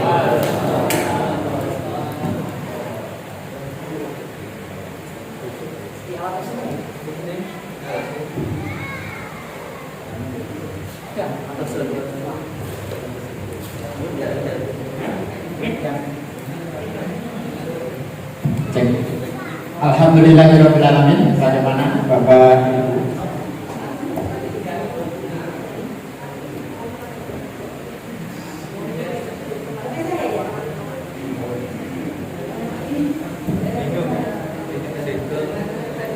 Alhamdulillah Bapak Ibu, bagaimana dari pagi hingga setengah 3 ya, banyak pencerahan yang kita dapatkan. Kalau bicara metode sekilas ya, sekilas saja. Tapi materi yang penting yang kita dapatkan pada hari ini adalah 2 tema besar yang tadi, yaitu yang pertama tentang niat, yang kedua tentang ketujuan. Tahuidah dalam pengobatan ini yang penting, dan 2 hal inilah yang nanti membedakan terapis seperti dan terapis yang di luar sana. Oke, Bapak-bapak siap berdakwah menyehatkan umat? Pergi solusi sehat sesuai syariat, pergi muslim sehat Islam kuat. Nah, itu cita-cita. Kalau muslim sehat maka Islam kuat. Oke, perkenalan sebelumnya, jadi kita nanti masuk sesi praktek. Sebelumnya perhatikan semua dulu ya, perhatikan semua dulu karena kita boleh perapat terutama yang baru. Kita perhatikan dulu teorinya dulu, baru nanti semuanya praktek. Nah, teorinya dulu. Dan sebelumnya perkenalkan saya Andi, tadi sudah diperkenalkan sedikit sebagai sekretaris 2 DPP Perti Pusat. Saya bersama Mbak Lasno satu kabupaten dari Purworejo, Jawa Tengah. Kalau saya pengurus, kalau Mbak Lasno dan Ustadz Wali sebagai Dewan Pembina DPP. Dan kami berempat rombongan dari Jawa, keliling Jawa Timur, dan insya Allah 2 hari lagi kita kembali bersama Mas Sugiarto dari Jakarta, teman kecil ya. Salam doanya semoga lancar hingga selesai acara kami roadshow ya. Amin ya rabbal alamin. Selanjutnya kita sesi praktek. Sebelumnya ketika kita nanti praktek ke lapangan, baik di rumah maupun nanti ke pasien, yang utama adalah persiapan dulu perlengkapannya ya. Kalau semakin lengkap insya Allah semakin maksimal. Biasanya perlengkapan kami masukkan dalam tas, jadi sudah enak gitu ya. Masukkan dalam tas, isinya adalah kabel yang kita punya, tes pen, penting ya, tes pen, usahakan selalu ada. Uang kertas yang kecil saja, 1.000 atau 2.000, lecek, nah, kalau saya bagus. Yang 100.000 dimasukin amplop, nanti kasihkan ke saya. Turniket atau selotip kertas, atau karet gelang atau macam-macam lah, yang penting intinya bisa untuk diikat. Tisu basah, ini contoh tisu tapi ada tisu basah kurang lah ya. Ini lotion dan bedak bayi. Teori apa? Air mineral ya. Jadi sebelum terapi, sesudah terapi, baik yang terapi maupun yang diterapi suruh minum air putih ya, karena kita dibakar. Biasanya kalau kita lupa minum itu nanti ada krisis, healing krisis namanya. Orang-orang yang baru itu namanya ada healing krisis. Bisa jadi setiap pasien atau kita itu berbeda-beda kondisi tubuhnya. Nanti ada yang pusing, ada yang lemes, ada yang ngantuk, ada yang mual. Masing-masing punya healing krisis masing-masing. Tapi nggak usah khawatir, itu healing krisis. Terus saja diterapi lagi, nanti makin sehat, gitu ya. Adanya efek depan, ingat ya, efek depan, bukan efek samping, gitu ya. Ya, kami merasakan sendiri ya, efek depannya itu sekitar 2 minggu. Sekarang lakunya langsung. Efek depannya ya, terus ini namanya apa? Diklik, apa di sini apa namanya? Diklik sama ya. Ini juga perlu disiapkan. Biasanya saya tuh di lapangan ya suka ada diklik nggak? Ada orang baca juga bingung. Ada saya beli aja, bawa kemana-mana. Gitu ya. Bahkan ini saya bawa roadshow. Ini karena kami menyiapkan untuk ya teman-teman makin maksimal menyiapkannya. Kalau dikasih contoh, ini nanti gunanya untuk apa? Nanti teman-teman akan melihat gunanya semuanya ini ya. Oke. Setelah itu kita sesi masuk ke nerapi. Kita colokan mas ya. Semua insya Allah untuk mencolokan udah ya, bisa ya.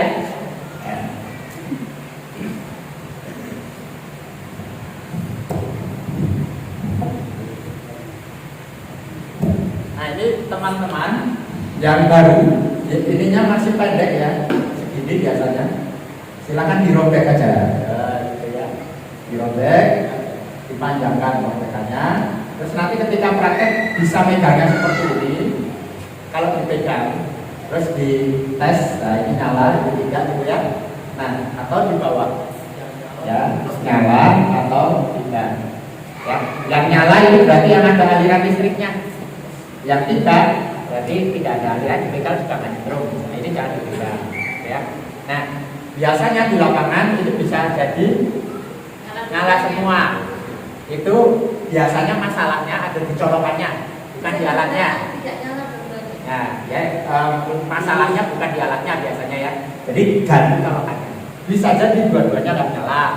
Kenapa listriknya mati? Ya mungkin tokennya belum bayar atau belum dicolokkan kayak kemarin kan.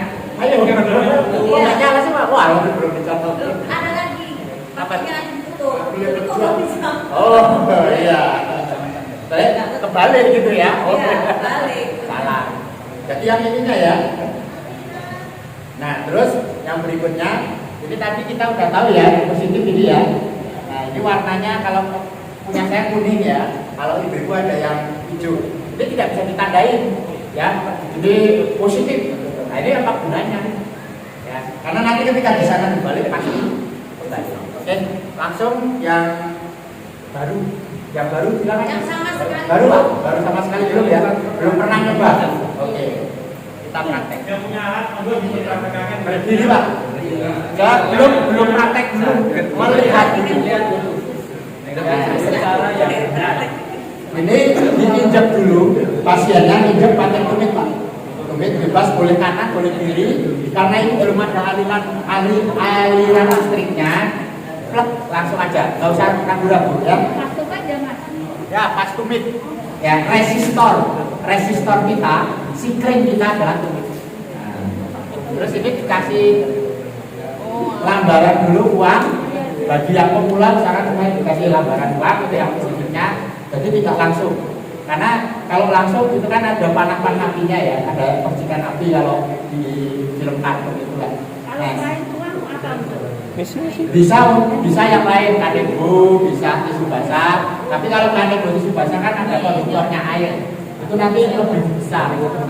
Saya pemula usahakan paling enak adalah uang, karena dia juga lebih mudah didapatkan ya. Terus kita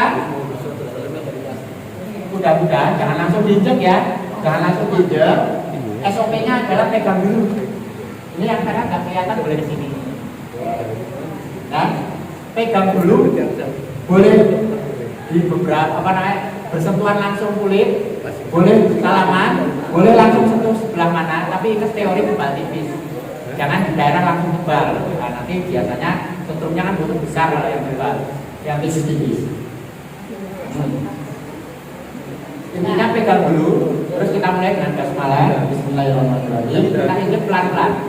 Nah, saya contohkan injeknya itu seperti ini. Kita tempel dulu, ya kan? Kira-kira ada masuk sedikit, kita tahan, udah masuk, terus kita tekan sedikit, masuk terus, tekan lagi. Nah, jadi jangan langsung, nah nanti kaget. Ya, kita contohkan, praktek. Nah, ini langsung besar ya. Kalau misalnya langsung besar, ini bisa dilipat. Yang merah. Ya, ini bisa dilipat. Kamera nggak bisa. Kalau misalnya itu ini lembab sih ya.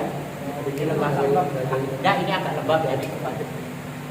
Kalau misalnya 2 lembar itu belum, bisa ditambah uang lagi. Apalagi setumpuk. Nah, saya Pak ya. Kecil dulu Pak segini, tahan terus kita tambahin. Besar kecilnya adalah ini. Ya, semakin diinjak semakin besar ya. Iya kayak ini gas. Cuma kalau gasnya gini, kalau kita gini, gitu ya. Nah, oke kita seperti Ustaz Wahyu tadi dikatakan, kecil, besar, sampai besaran yang kita inginkan. Besaran yang kita inginkan itu disesuaikan dengan kondisi kita dan pasien. Kalau pasien sudah merasa besar ya jangan dibesarkan lagi. Nah, tapi bisa kebalik. Pasiennya kurang besar tapi sudah besar, ya udah segitu aja. Ya, dikurangi, agak biarkan dikit. Nanti semuanya praktek akan merasakan. Itu kan teknis. Wajib. Ya, udah kita angkat. Jadi diangkat dulu, jangan dilepas dulu. Ya, jangan lepas gitu. Tapi tekan ini, angkat kakinya, baru lepas, kita pindah, tempel dulu, terus pindah, gitu ya. Angkat, pindah. Nanti biasakan dengan 3 jari. Biasakan. Walaupun nanti di beberapa tempat bisa 4, bisa 5, bisa 2, tergantung. Nah, ini ya, ini kan gerak-gerak sendiri. Nah, ini ketika pindah tangan pun kita angkat posisinya, kita pindah tangan.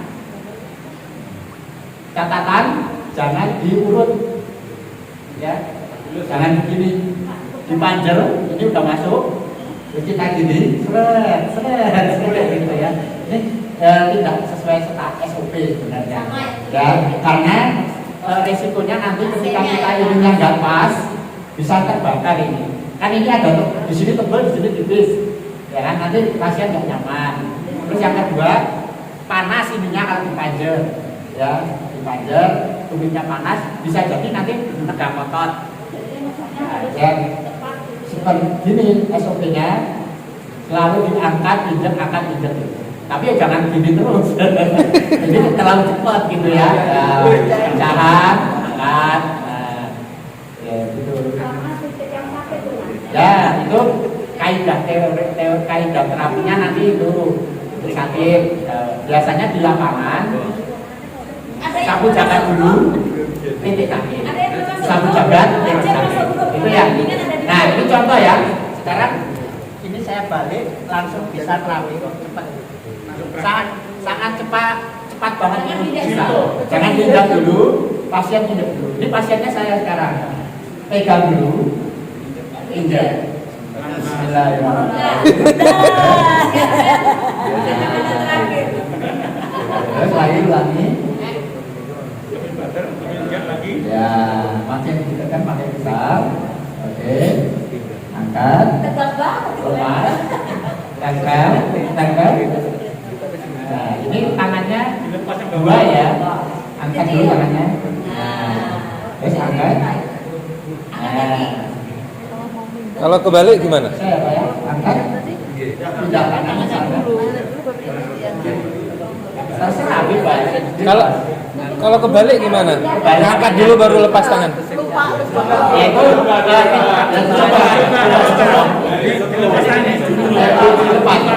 dilepas. Ya kaget aja. Nah itu salah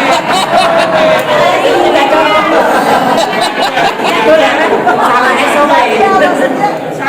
Paling cuma kaget. Semuanya orang yang baru, saya pun dulu seperti itu. Semua pasti akan merasakan seperti itu. Bahkan kita yang sudah biasa kadang lupa. Namanya lupa itu. Tapi cuma kayak tadi aja kaget. Gimana? Dilepas Ya kan, tapi yang terapisnya aja. Kalau pasien kan nggak usah, pasien nggak ada sindrom. Gitu ya, kita udah merasakan sesuai SOP dan tidak SOP. Tapi emang enaknya nggak disengaja. Kalau disengaja malah gitu ya. Nah sekarang saya contohkan bagaimana menangani yang tidur. Nah paling enak itu sambil duduk.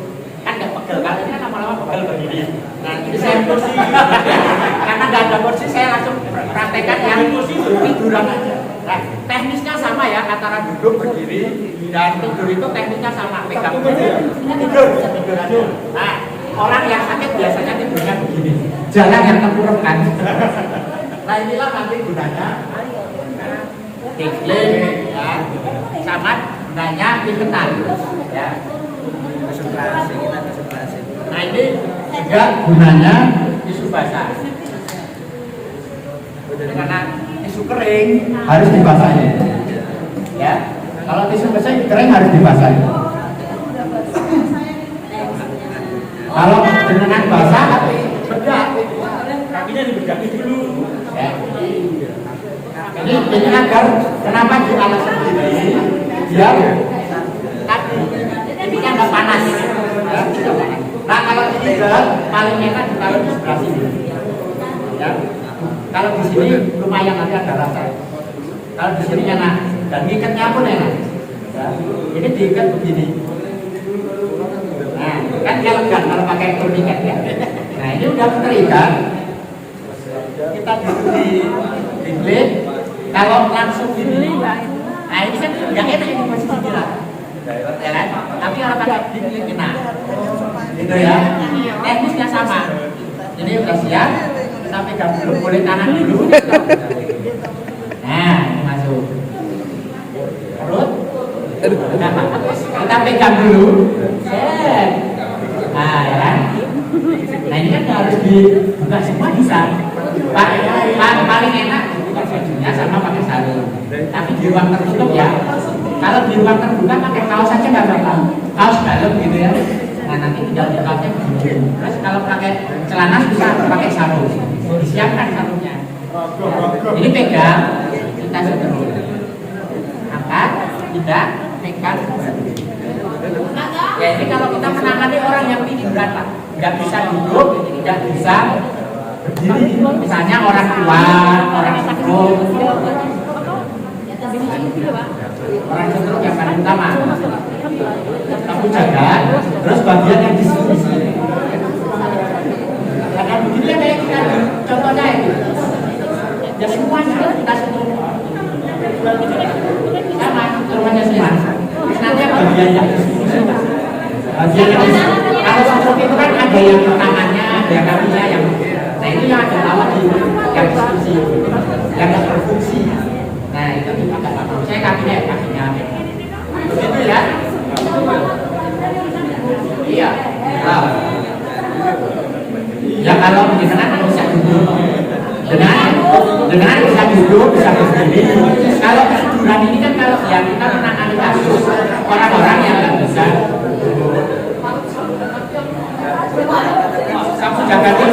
Sapu jagat itu semua dan tidak ada urutan pasti. Harus tangan dulu, harus kaki dulu. Pokoknya setruman. Secara umum, secara umum apapun keluhannya, baik yang di telapak kaki, punggung, tangan kan cukup. Rata-rata kan itu. Nah nanti di titik sakit ada. Kalau keluhan biasanya kalau pegel-pegel itu nanti ujung-ujungnya kan asam urat. Jangan lupa titik ginjalnya. Nah itu ada poster di luar di sana. Itu ada titik-titik. Kita bisa pakai titik refleksi, titik bekam, titik punggung. Nah itu tinggal ditempel, terus tempel cenderung. Itu ya. Selamat praktek. Oh ya, tidak pakai maksimal durasi kita kebutuhan. Nanti secara umum masing-masing punya pola sendiri. Untuk ibu-ibu, siapkan alatnya, sudah punya tas atau belum?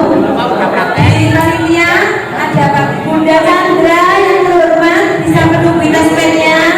Yang belum punya taspen bisa menunggu taspen di sana. Yang ibu-ibu bisa langsung merangkak ke atas, ya. Kita prakteknya di atas.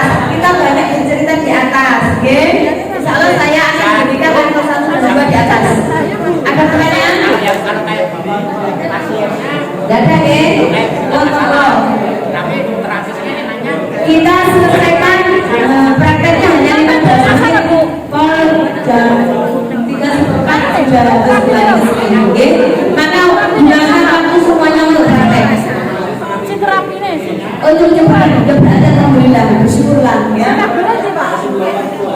Oh begitu. Oh berarti seperti saya. Jangan cepatkan. Oke.